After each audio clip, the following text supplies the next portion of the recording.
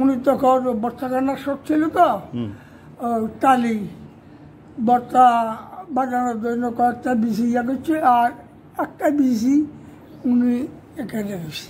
আচ্ছা, রোয়ার পরে পোড়া বিসি গাছ হয়েছে, পোড়া বিসি গাছ হয়েছে এবং কাঁঠাল ধরতো, কাঁঠালের ভিতরে আপনার ওই যে বিসিটা পোড়ায় থাকতো, কাঁঠাল কিন্তু কোষ্টা মানুষ খাইতে হচ্ছে। আচ্ছা, ওইটা স্মৃতিস্বরূপ ওই গাছটা নষ্ট হয়ে গেছে, মানুষটা কিসের গাছটা ওজনে ওই সময় মানুষের 50-60 টন হবে। আচ্ছা, আর মানুষের ঈদ করি এই রোগ এই রোগ করে দিই, এটা তাকে সম্পূর্ণ শেষ, অল্প কিছু একটা টুকরা আছে, এটাকে ওই স্মৃতিস্বরূপ ওটা রান্নাবিতি করে যাচ্ছে। ও আচ্ছা আচ্ছা আচ্ছা আচ্ছা আচ্ছা।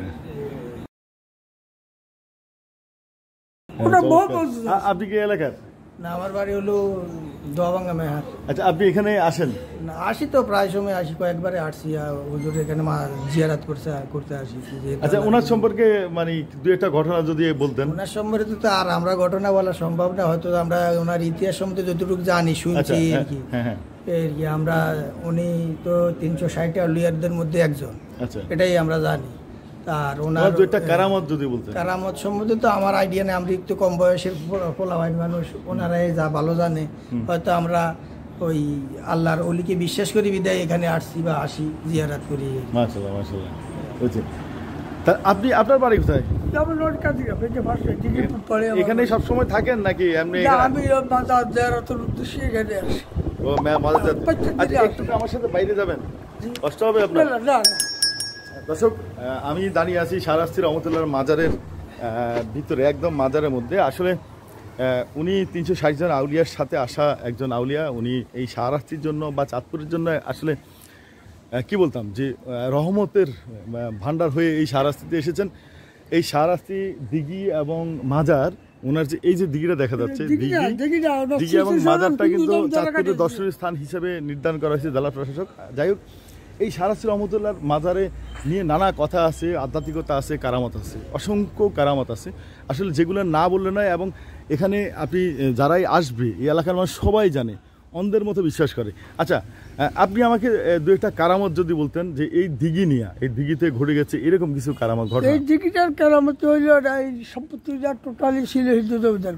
আচ্ছা, তৎকালে ওনারা হুজুর যখন এখানে আসি আস্তানা গাড়ার পরে, ওনারা অনেক কিছু দেখার পরে ওনারা খুশি হইয়া এই হুজুরের নামের উপরে দিঘিটা খরচ করে দিচ্ছে। আচ্ছা, হুজুরের নামের উপর। আচ্ছা, এই দিঘিটা নাকি কালির জন্য জিনের মাধ্যমে হুজুর কোনো কাগজপত্র আসে না, কাগজপত্র এরকম কোনো হিন্দুদের যারা হুজুরের সম্মানার্থে কাটিয়ে দিচ্ছে। আচ্ছা, এই দিঘিটা কি পুরাপুরি হিজা যায় না? যায় যায়।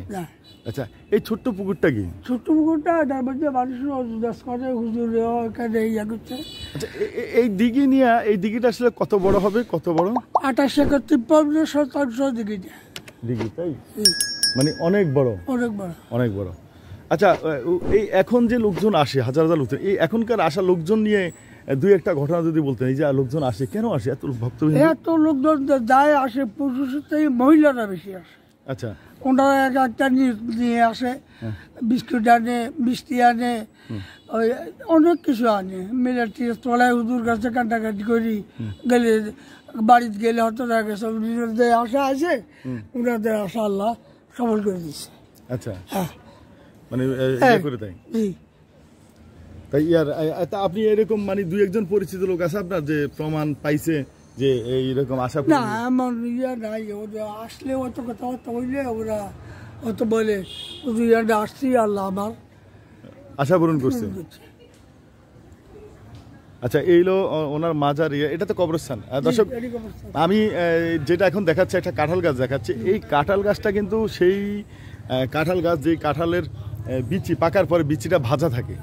আসলে এই কাঁঠাল গাছের বিচি কিন্তু ভাজাই থাকে। আপনি কোষ যখন বাইর করবেন, কোষ মাংসটা খাবেন, কিন্তু ভিতরে বিচিটাও সাথে সাথে খেয়ে ফেলতে পারবেন, ওটা কালো একদম ভাজা করকরা।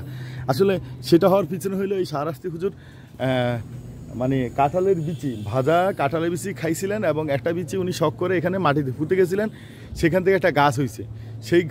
সেই গাছের মূল গাছটা যদিও এখন নাই, মূল গাছটার আরেকটা চারা এখন আছে। মূল গাছটা আসলে যে কোনো কারণে এটা কাটা হয়েছে বা এটা মরে গেছে। যেটা কয়েক শত বছর পরে এটা হয়েছে, এটার অংশ মাজারের ভিতরে আছে। তো ঠিক আছে কাকা, ভালো থাকবেন। আমি একটু দর্শকদেরকে মাজারের ভিতরে একটু দেখাই। আবার এই যে মাজারের অংশ, আসসালামু আলাইকুম, এই যে মাজারের অংশ, মাজার দেখা যাচ্ছে আসলে।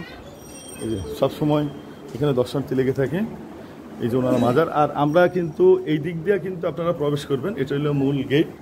এই গেট দিয়ে আমরা প্রবেশ করতে পারি না, আমরা উল্টো দিক দিয়ে প্রবেশ করছি অবশ্য।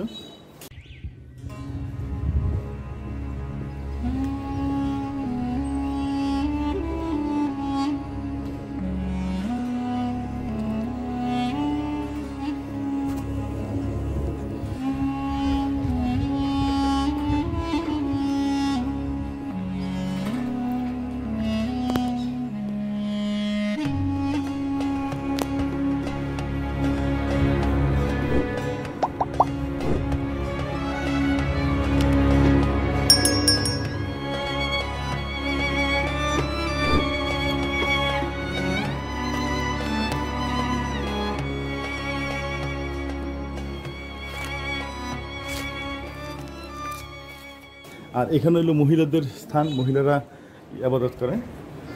তো দর্শক, আজকে এ পর্যন্ত। ভালো থাকেন, সুস্থ থাকেন, ইমানের সাথে থাকেন। যাওয়ার বেলা সেই কমন কথাটাই বলি যে আপনার ইমানের দায়িত্ব আপনার ইমানের হেফাজত আপনাকে করতে হবে।